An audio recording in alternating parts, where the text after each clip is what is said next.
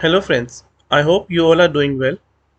Today we are going to start with our third lecture, which is control statements in Java. If you have missed lecture 1 and lecture 2, then I will give the link in description and you can refer that. Let's start with the control statements. Basically, there are three types of control statements in Java and these are used on day-to-day basis. Number 1, decision making, which is if else or switch. Then we have loop statements, then we have jump statements. Let's start with the first one, if statement. If gets used when we want something to get executed based on a decision. Like I have taken int a equal to 1, int b equal to 3. Now their sum is 4. What I will do is if a plus b is greater than 5, then print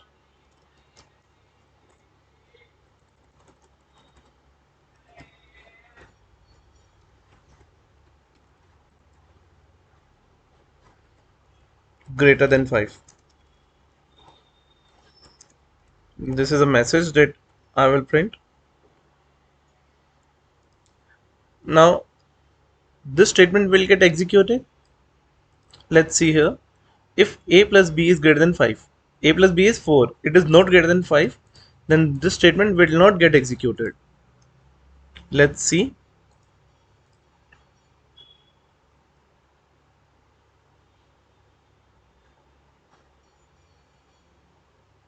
It is not getting printed here. So this is the use of if statement. If I will write one more statement, if a plus b is less than 3, or let's say it's less than 5, then the sum is less than 5. Now execute. Now this statement is not getting printed, but this is getting printed. So this is the decision making statement, if statement. Now second part is if else. Else is whether first statement will get executed or second statement will get executed.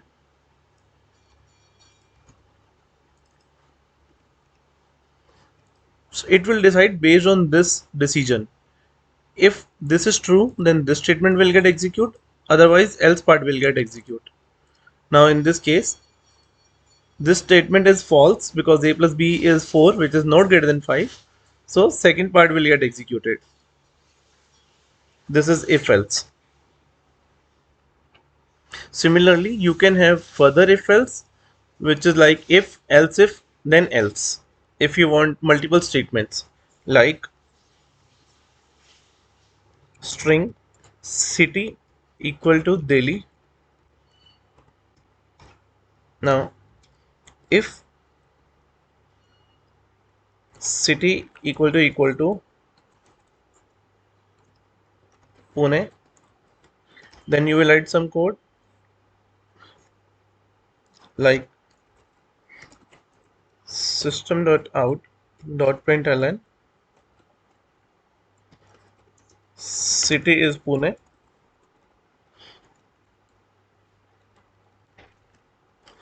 Then instead of else, you will write else if city equal to Bangalore, then city equal to Bangalore, else if city equal to Hyderabad, then city equal to Hyderabad.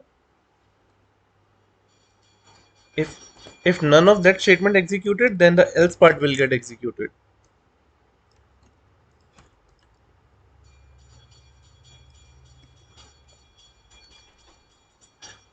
Now in this case, city is Delhi. So this statement will get executed? No. This statement will get executed? No.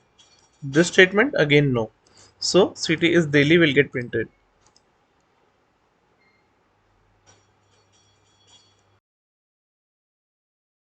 Indeed.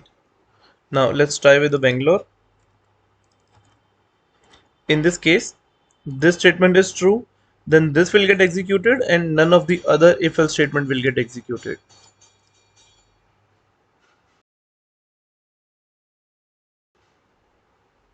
Correct. Now let's jump to the next topic, which is switch statement. The same thing we can do with switch case as well, like int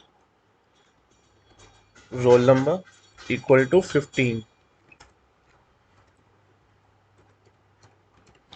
Switch roll number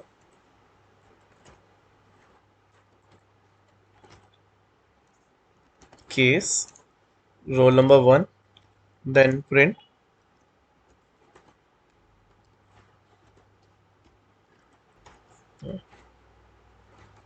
1. Case when roll number is 2, then print roll number is 2.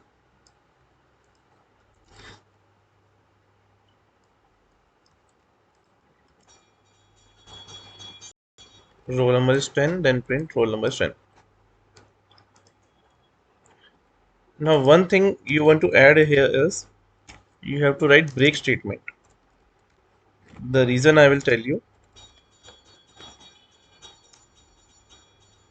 First let's see how it runs. Now your roll number is 15, so I want this statement to get executed. If I will run this,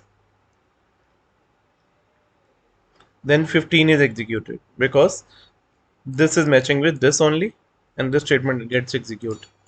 Now if roll number is 2, then this statement will get executed. Now what if you don't have a break statement here?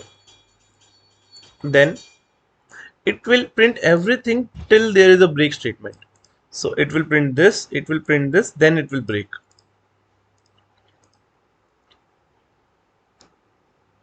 See here. So it is printing everything till break statement. If we don't have a break statement here as well, then it will print 15 as well and then will break. That's why we use break with if statement. Next, what do we have? Loop statements. There are 4 types of loop statement. Let's start with for loop. If you want to print a table, what do? For initialize a variable, any variable, int I equals to 1, as table starts with 1, like 5 into 1, 5 into 2. Then I want table till 10, like 5 into 10 equal to 50. So if I is less than 11, till then do the loop, then I plus plus.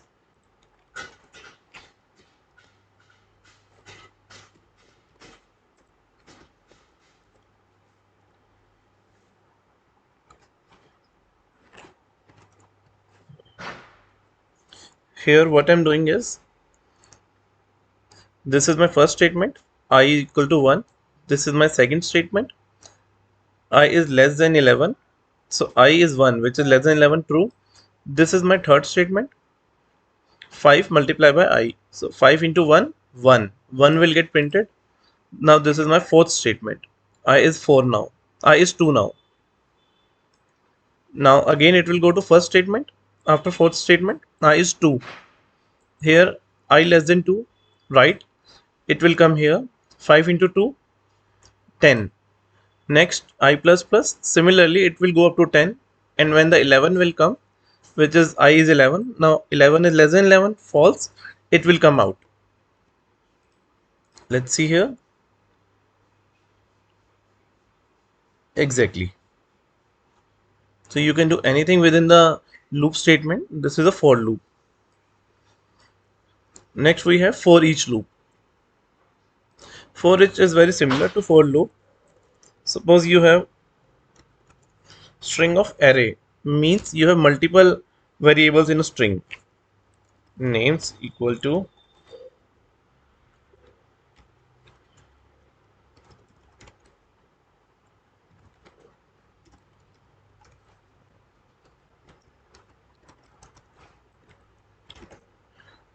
then how you can use for each statement? For string name, what we want to save here? Names one by one. So we will write like this. Now names will get come to this name one by one, and then we will print it.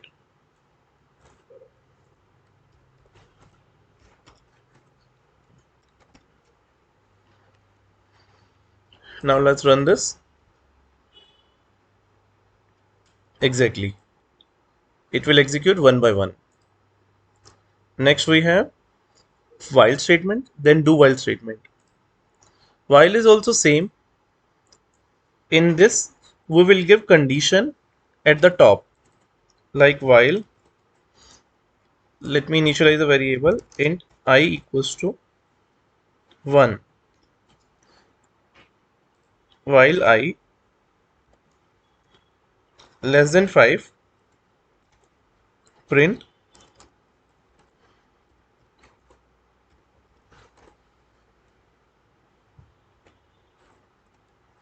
I here, and then increment the I. What it will do is it will check here I is 1, which is less than 5, true, then it will go inside this. If I is 6 at the starting, then it will not go within this loop. Now I is 1, it will go inside loop, it will print I, which is 1, it will increment it to 2. Next it will go here, it will check 2 is less than 5, it will again print, then 3, then 4, then when I is 5, it will check I is less than 5, which is false, it will come outside. So output will be 1 2 3 4.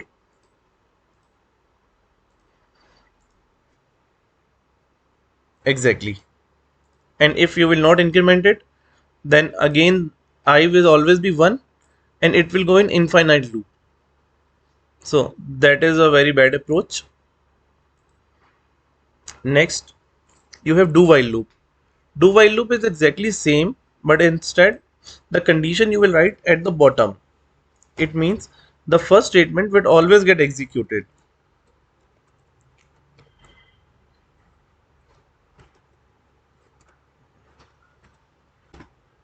What it is doing is, first, the first statement is always getting executed, I1 will be printed, then I incremented it 2, then I is less than, I is 2, which is less than 5, true, then again it will come to this statement. So this is how do while is executed. It is similar to while, the only difference is first statement is executed, then the decision is taken. Let's see the output. Exactly same. Now what do we have? We have jump statements. Jumps are break and continue.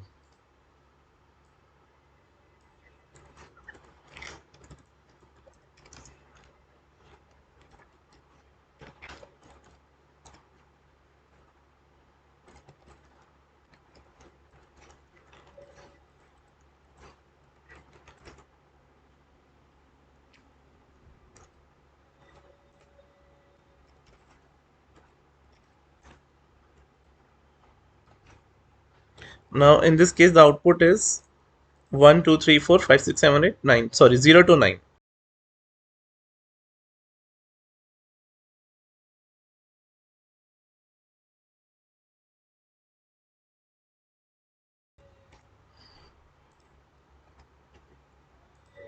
In this case output is 0 to 9. Correct. Now I will write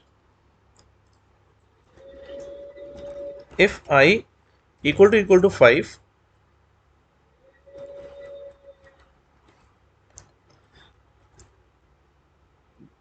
then only print this and then break.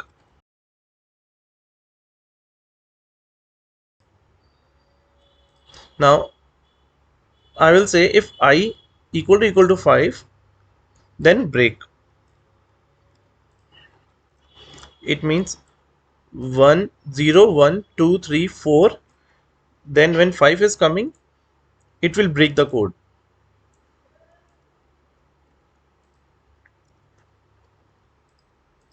So output is 0 to 4. Exactly.